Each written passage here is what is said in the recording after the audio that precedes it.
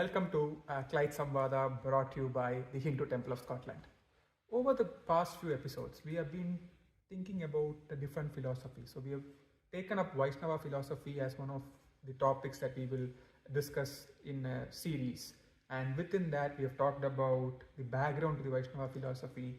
We started talking about one of the main temples in the Vaishnava philosophy, which was the Sri Rangam temple. And in that series, we are wanting to continue on looking at Ramanujacharya, who is the seer who had the main contribution to creating the philosophy of Visishtadvaita. So we will kind of look in on his story, how the philosophy came about, how this philosophy translated from scriptures to practices in temple in today's episode. So we have Narasimhan with us again, joining us to enlighten us on these aspects. Welcome, Narasimhan. Namaskaram, Dr. Srivas. I'm very glad to be again in this conversation, Clyde Samvada, and today's topic of life and teachings of Sri Ramanujacharya. Thank you, Narasimhan. So the Ramanuja's Jayanti is coming up in the next week. It's on the 12th of May, is that yes, right? Yes, exactly. So in our Hindu calendar Panchangam, it is month of Chitra. Okay. Chittirai Masam in Tamil, or we say Mesha Masam. Okay. And the nakshatra is Ardra nakshatra. So we call Tiruvadirai. Okay. So Chittirai Tiruvadirai is Ramanuja Avatara Dinam, or now famously known as Ramanuja Jayanti. Incidentally, it is also a Shankara Jayanti. Okay. Wonderful. So, like, we can really start by the story of Ramanujacharya, how he got introduced into the philosophy and how the philosophy came about in the first place. Yes, so what we can do is briefly go through the life, birth, and whatever the major life events of Sri Ramanujacharya, why he was called so. And later on we can dwell briefly into his philosophical preachings and what he has propagated as a Sri Vaishnava.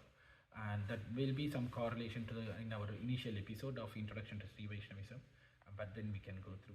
But to start with, Ramanujacharya, he born on this day, which I said Chittirai Tiruvadirai, in the year of 11th century, 1017 AD. And he lived what typically we called Purna Ayisu. Typically we could have seen many elders, when they bless the younger people, they say Dirgha Ayushman Bhava. Ayushman Bhava, be with long, Dirgha Ayushman long. But in our Sampradaya, Purna Ayush means 120 years. So he is the one who has lived full complete life for 120 years. Like half of them, 60 years, we have this number of years cycle, Sashtiyapta Purti, when normally we all we celebrate. Then he has seen two rounds of 60 years of cycle, Sashtiyapta Purti. So he was born in 1017 and he lived until 1134, almost crossed over 12th century. And he born in Sri Peripudur near the Madras, Chennai, very close to the Chennai. And Sri Peripudur is also again is one of the very holy, auspicious temple for Sri Vaishnava. The prevailing god there is called Adi Keshava Perumal. And he was born. And how did he born? Why he came to know called Ramanuja? There are interesting, again, anecdotes we can say as we have seen in the previous episodes. His parents, mother was called Gandhimati Ammal, and the parents is called Somayaji Andan, father's name. As you would have easily figured out from the name, Somayaji Andan means he is the one who can do Soma Yaga.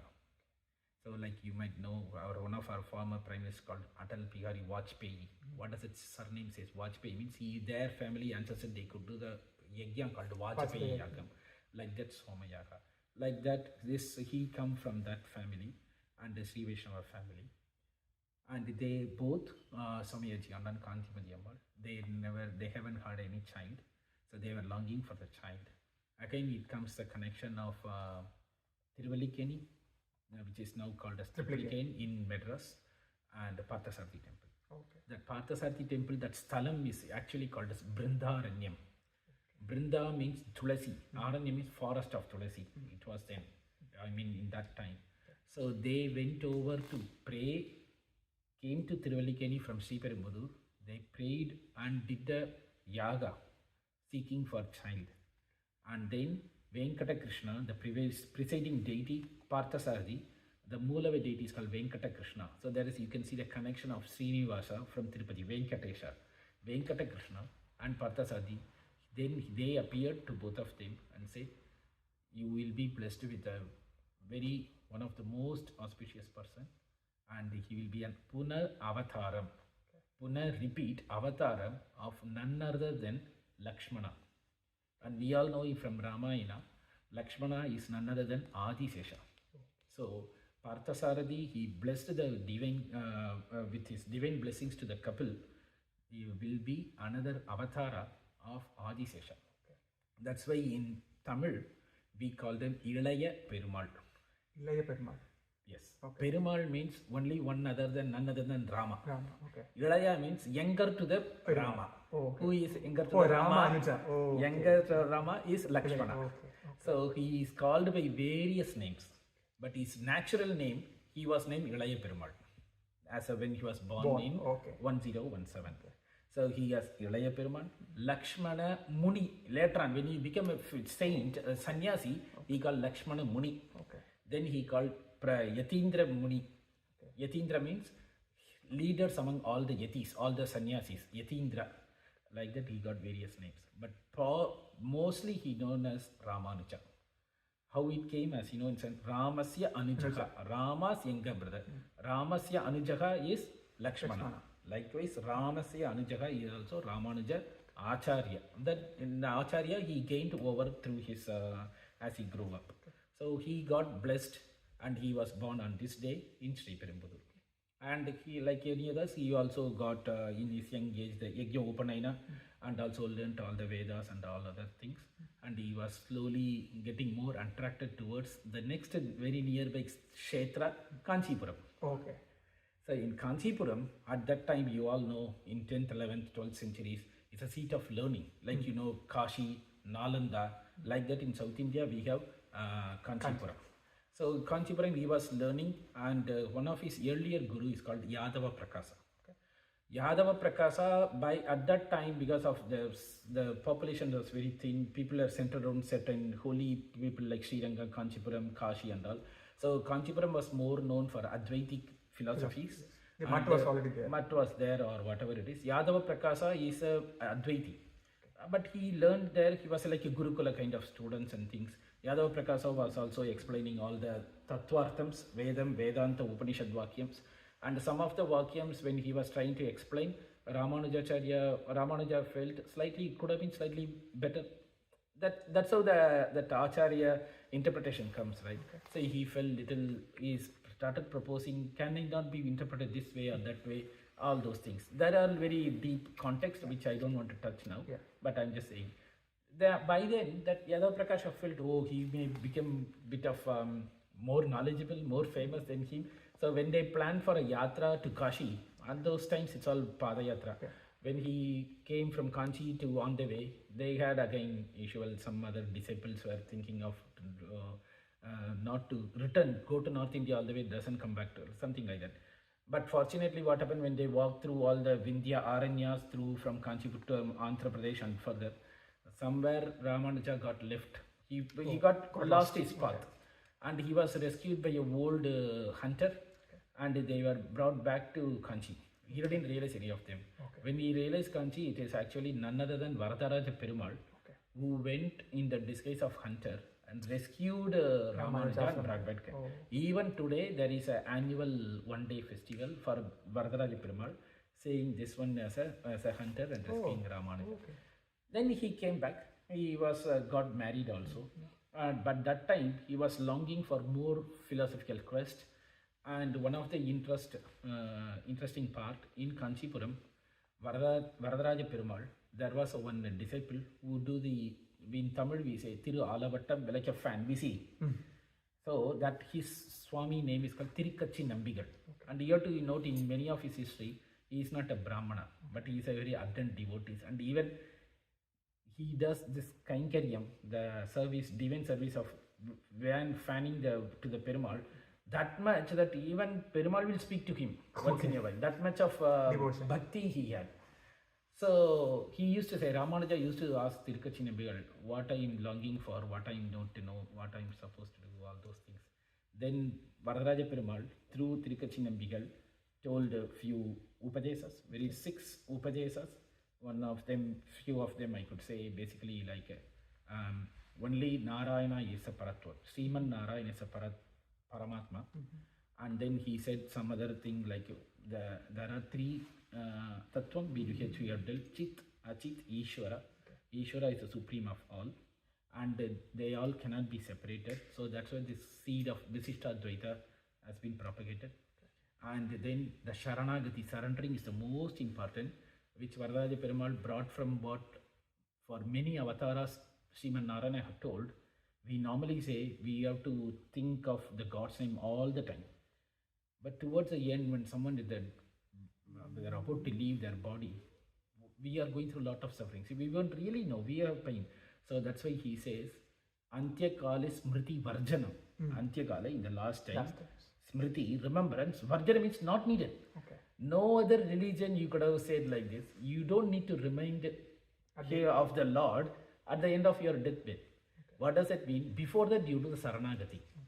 Surrender. If you have done that, I will come and rescue. That is the concept of Sri Vaishnava. Like this 3 words, 6 words. And then there he said, one of the main thing, go and be a disciple to Alavandar. Ramanujacharya, remember that? Yes. So that way we can now go to this another connection from Alavandar, the proponent of Sri Vaishnava, because he took all the Tamil verses of Alvargal and combined with Veda, Vedanta, Bhagavad Gita. He started writing some of the Sanskrit works. Then only people in North India will understand. So he did all those Stotra Ratnam, Gita Sangraham, all those things. With that, Alavandar wanted to have Ramanuja as disciple. He came all the way to Kanchipuram. He saw only once Ramanuja doing some Kainkariam service, but he could not meet, so he went back to Srirangam. At that time, Ramanuja, again, those days people are very, very orthodox. But Ramanuja was more towards philosophical rather than the day-to-day ritual thing. But he wanted to invite this Tirukachinambigal to his home for a nice bhojana. Like basically we all believe you have to invite Aditi guests to the home, invite them nice, give them food, take that as a prasad. But since Tirukachinambigal is not a Brahmana, in those times there some little bit of in the name of Orthodox they were reserved. So Ramanuja's wife, she was a bit hesitant. But still Tirukachinambigal came, and at that time Ramanuja happened to be away. So, but still she served him, Tirukachinambigal. Actually Ramanuja wanted to have that prasada from the same banana leaf, he wanted to take a little prasad. When Ramanuja came, by that time she removed the whole banana leaf, everything. That made him very upset. And somehow he thought maybe this is the signal, so he took sannyasa. That's the moment he took sannyasa. When he took sannyasa, there are 2 things. One of his own cousin brother, he was a family person. He also became always with him. His name is called Mudaliyandan. And near Kanchipuram, there is another town called Kuram. Kuram is the name of the village. There is a very big wealthy person. He is called Alvan.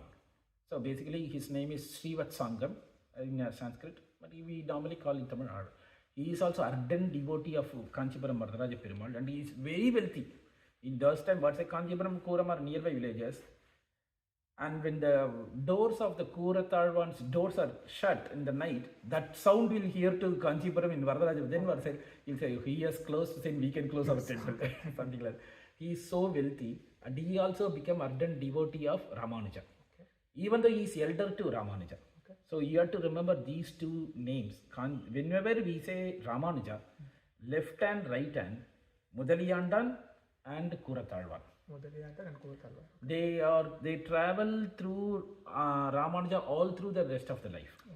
So there are some connection which I will tell. So these 2 are people. So by that time in Srirangam, Alavandar Ramanujacharya became very ill, and he had 6 disciples which I have told before. One is called Tirumalai Nambi, Periya Nambi, Tirukkoshiyur Nambi, and Tirumalayandan, I guess, and Tirukachinambigal. All those things, since Alavandachar was almost getting ill, so he told these people, you all please instruct whatever teachings of Veda, Vedanta, Bhagavad Gita, like a Prasthanatrayam, Upanishads and the 4000 Alavandar Divya Prabandhams, Alvar's Divya Prabandhams, all those things, so that Ramanuja will establish 3 things of his unfulfilled desires. Okay. That's why we hear he kept his 3 fingers closed at this deathbed. Okay. Then he sent his emissary from Alavandar, the Periyanambi, one of them came from Srirangam all the way to Kanchipuram.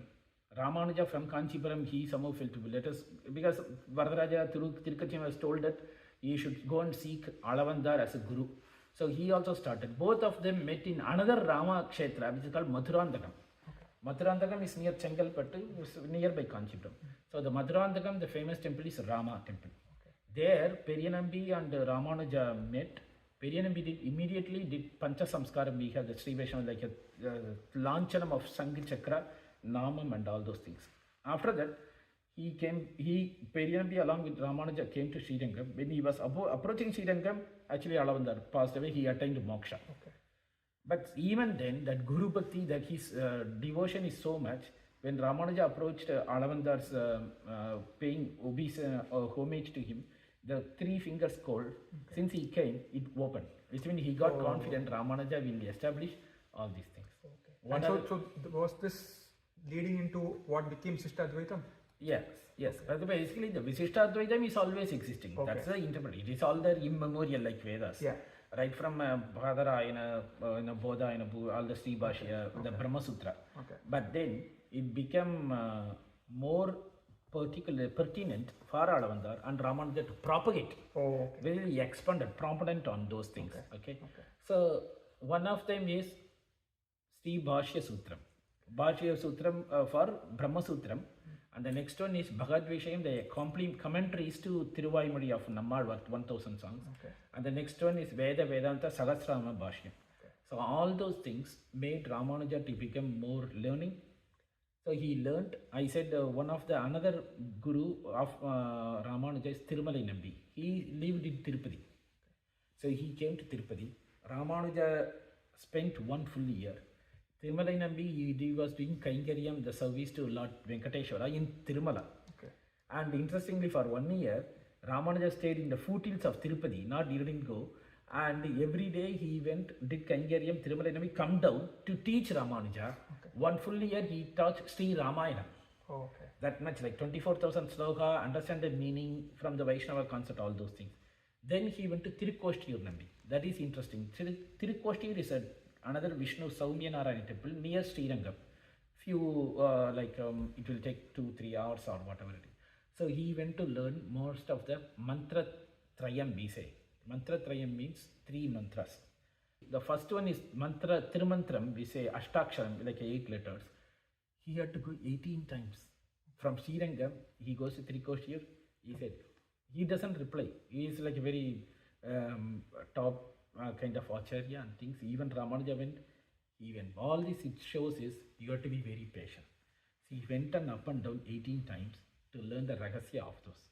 And he told towards the ragasya, after the teaching all this, Tirukoshtiyur Nambi told Ramanuja, these are the top secret. Don't reveal to anyone. 3 of them which I tell, Om Namo Narayanaya, Sriman Narayana Charanam Sharanam Prapatya, and the second line is Srimate Narayanaya Namaha. It's called Dvayam, 2 lines. And the next one is Sarma Slokam is Sarvadharman Parityatya, Mamekam Charanam Raja, Ahantva Sarva Papeva. So he explained all those things. Don't reveal. All these, by this, you know you will attain moksha. If you reveal, you will go to Naraga. Okay. But what Ramanuja did, he went to the Tirukoshtiyur temple. And the people say, they went up to the Gopura, or he is in the common place. He told, I have a secret to reveal to all of you. Okay. Whoever is interested, he said, whoever is interested, come to me, I will teach. Okay. Then he came to, many approached him, they became disciples, he taught. This came to know, Tirukoshtiyur Nambi come to know, he got a bit angry. He started scolding Ramanuja. Why I told you it is a top secret, you should not reveal to anyone, you have done this. Then Ramanuja said, see, you said by these 3 mantras, one will attain moksha. Is there any doubt? No. So by all these people, now they know. Will they go moksha? Yes, they will go. If those thousands of people can go, and if I am alone going to Naraka, means it's okay. Okay. Then Tirukoshtiyur Nambi realized the genuine, the very generosity of Ramanujacharya, Then he started saying Emperumanare. Emperumanar means my Lord. God. My Lord. So that's why Ramanuja come to know him as Emperumanar. So these are the things, and then he came back to Sri Lanka. There are other anecdotes where he slowly started Visishtadvaita and Nirvana. Like now you see with the other three Jagadacharyas, Adi Shankara, Ramanujacharya and Madhvacharya. What they have done is they have done the Brahma Sutra Bhashyam. Okay. And that is all not here. In those times it was all available in a library called Saraswati Pandara. Okay. That Saraswati Pandaram is in the very top of Jammu Kashmir. Okay. That's why the Saraswati Sarata Peetham. Oh, okay. Currently now it is in actually the Pakistan. So those times it was Adi Shankara who went there, Ramanujacharya who went there, Madhvacharya who went there. Before Ramanujacharya goes, there is another bit of it. By this time, actually, he became aged like 80 years. Okay. Ramanuja, can you believe? When at that time, I have told you the Tamil Nadu or the region of South India was ruled by Choda, Pandya, Cheras. Some kings were patronizing Saiva, some kind of patronizing Vishnu. So at that time, one of the Kulotunga Savada's successor, he was patronizing Shiva. So he was challenging all the ytis. Come and write. Shiva is the most supreme. Okay. So Ramanuja was somehow asked to come, but then this is sensed by Kurathalvan. Remember, he thought this is not good for Ramanuja. He should be protected. Okay. So what he forced, even though the sannyasi, he forced Ramanuja to remove the sannyasa, the saffron dress, normal like white duty, and on the horse, he was asked to go towards west. Okay. So from Srirangam, he went towards Karnataka or Mysore. Okay. That place is called Melkote, or which is called near Mandya, Mandayam. So he, by then Kurathalvan with another person, another scholar, they both went over there to the Choda's Darbar. Kurathalvan went as in the disguise of Ramanuja, and he went and he bravely told Shivam, no, as per our philosophy and understanding, Vishnu is the supreme Paramatma. Okay. By that king got thing, he was about to, he ordered him to take his eyes. Kurathalvan, why you are taking? I take myself. So he lost his eyes. Okay. So rest of the life, Kurathalvan remained blind. Okay. Yeah. And talking about like the three parts and the Saraswati library, so can you kind of talk a bit about like what distinguishes the three in terms of the philosophy and how that translated into practice of doing the rituals in a temple? Yes, exactly. I'll touch. So when Kurathalvan came back, he became blindfolded. Blind, he lost his eyes. He came back to Srirangam. By then, Ramanuja went over to Melkote. He spent for 12 years over there. There he rescued there was a very depopulated temple in the name of Narayana, and then he built up the temple which is very famously called Chelva Narayana. In Kannada, there's a Chelva Narayana, Chelva Pillai. He is actually his jewelry is the official emblem of Karnataka state government even today, and for Mysore royal family. He did that much, and he patronized again those kind of Chalukya kings were more like Buddhists or some and Jainis, and he converted them to Sri Vaishnava. He did the whole cultivating the more waters, like a very big lake. That's all his administrative capability. Even if you go now to Mysore, Srirangapatna, Mysore and Melkote, there is a very big lake called Tunnur in Kannada. In Tamil, it says Tondanur. That's a very big lake he cultivated for Kaveri water distribution. All those things he did. At that time, again, same like Sriranga, the Mughals were there. So one of the Utsava Vigraha like this from Melkote was taken over to Delhi. So Ramanuja went all the way to Delhi and rescued and brought it back to Melkote. This happened for almost like over 12 years. Then he came back to Srirangam after this Chola kings little opposition was all subdued. Then they traveled to Jammu Kashmir. Ramanuja with Kurathalvan. So they all went over there and they requested in Sarada Peetham from the Saraswati Bandaram library the Bodhayana Brahma Sutra of Veda Vyasa. They got over there, spent few days, and they learnt all those. They had the collection. But again, there were local opposition in Kashmir, again maybe because of Advaiti and all those things. So whatever they had, he lost. Ramanuja and Kurathalvan. But Kurathalvan, he remembered everything in his mind. And then they came back to Sriranga. They started writing the commentaries. So both Adi Shankara, Ramanuja went over there, and then they started writing the commentaries. Explanation on the Veda Vyasa's Brahma Sutra. Madhvacharya. Now your previous question, what and all they are differing or whatever it is, you might know some of the beginning of Veda Brahma Sutram is Athato Jignasaha. That is the very beginning, it's a famous one. So from now let us start investigate or something like that. So it became all those things, how you interpret Upanishad Vakyams and the Vedanta Vakyams. There this thing like Aham Brahmasmi. So then Adi Shankara said, so myself is this Om Tat Sat. That is me, something like that. Oh, all that kind of minor, very, very subtle interpretations led to the three things, which is called Advaita from Adi Shankara's point of view. From Ramanuja, it is Visishtadvaita, and from Madhvacharya, it's Dvaita philosophy. So focusing on Ramanuja, the differing is we follow always the world is eternally always there. Okay. And it will, even its dilute, it will all shrink to its sukshma form. Okay. And it will remain with Narayana forever.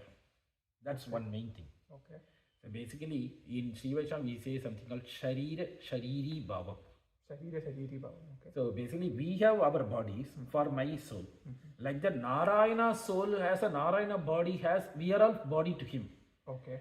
How to put this? It's very complicated, but very simple for me. When you take a fish out of water, wherever you touch fish, there is a water. Yes. But fish and water are separate. Yes. Like that, we are separate because of our karma. Okay. But we are part of him. Oh, okay. That's one thing. That is why it's called Visishtadvaitam. Okay. We are one, but we differ. Okay. So in Advaita, the difference element is not there. Yes. It is kind of considered both to be the same. Exactly. Here there is the two parts with the sense that water and the karma part is different from the. I will give very two simple example just for everyone to follow. It will look very simple, but it can strike you with how to relate to this Visishtadvaita. You say one person has done some robbery. He is put into the jail. He is in the jail. Okay. But who is looking after the prisoners? There is a prisoner, jailer or warden. Yeah. Where he is there? Where he is spending his time? He is spending most of his time in prison. Yeah. But is he the punishment for him? No. Actually, he is earning. Yeah. Who is inside the jail is punishment. So like that, who is inside them is a Jivatma. Okay. The one which is actually watching or Sakshi Bhutam, we say, witnessing all, is Paramatma. Okay. So this is the very famous Upanishad story you might have known. In a very big tree, Vriksha, there are two birds, parrots. One is keep on watching and eating lot of the fruits, leaves, all whatever it is, and it is actually glowing, is diminishing. And the other Pakshi, other bird is watching, just watching, not doing anything, not eating anything, but its shine and brightness is always remain the same. So that is Jivatma. The other one is Paramatma. That Vriksha is our body. So this is the very simple form I can explain Visishtadvaita. Okay. This is what Ramanuja propagated, and for that he used Veda, Vedanta, Upanishad and Alvar's Divya Prabandham. That's what he propagated. So in his whole life he did 9 works. Okay. Like Adi Shankara have done so many works. Yes. And if there are similarities, there are some. Ramanujacharya, even though he hails from Tamil Nadu, in Kanchipuram and Srirangam, none of his work are in Tamil. Everything is only in Sanskrit. Okay. He did 9 works because the main purpose is to propagate Visishtadvaita Sri Vaishnava to all over India. So his main of birth is Brahma Sutra Bhashyam, is called Sri Bhashyam. Okay. And then he said Vedanta Deepika, Vedartha Sankraham, and there is another one on Vedanta works, 4 of them. So, and then the 5th one he did a Nitya Grantham. Nitya Grantham means how one to do daily pujas. Oh, okay. This is what you are saying, what you do practice from those, all these things. He used proponent one of the Sri Vaishnava Agama called Pancharatram. Okay. Pancharatra is propagated by none other by Vishnu.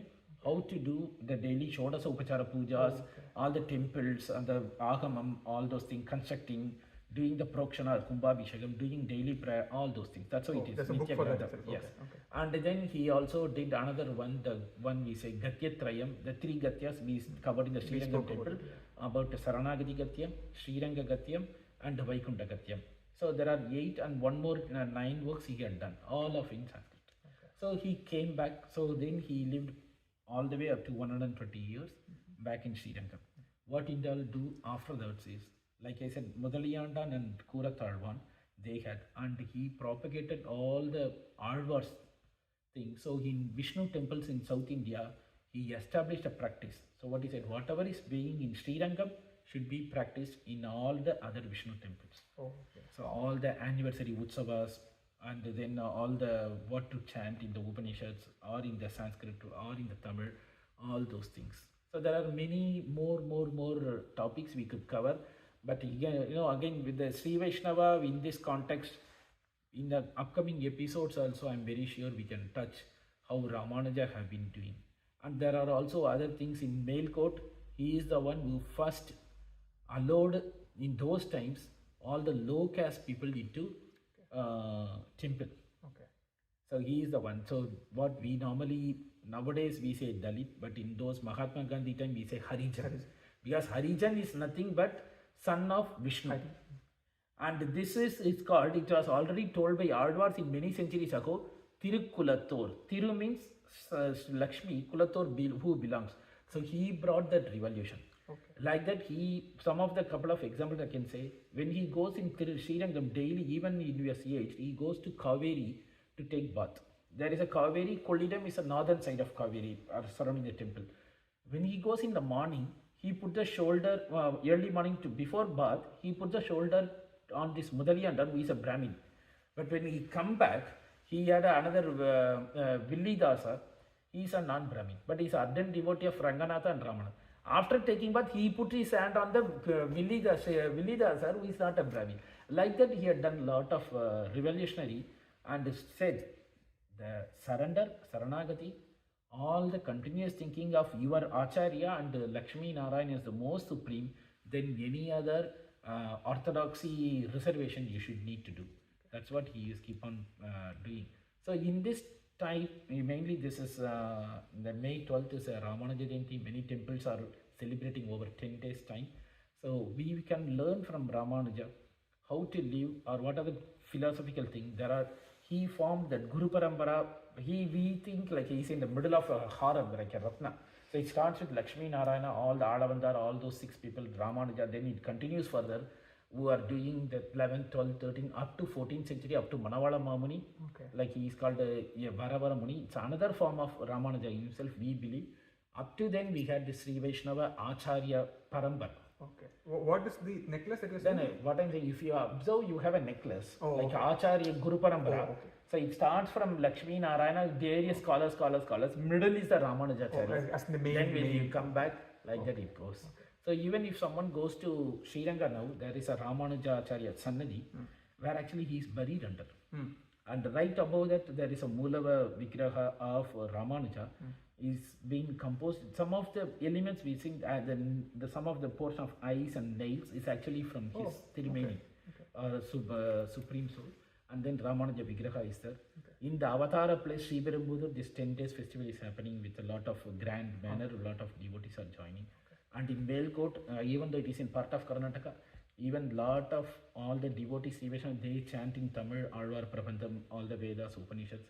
So it is a grand festival all over the Vishnu temples. Fantastic.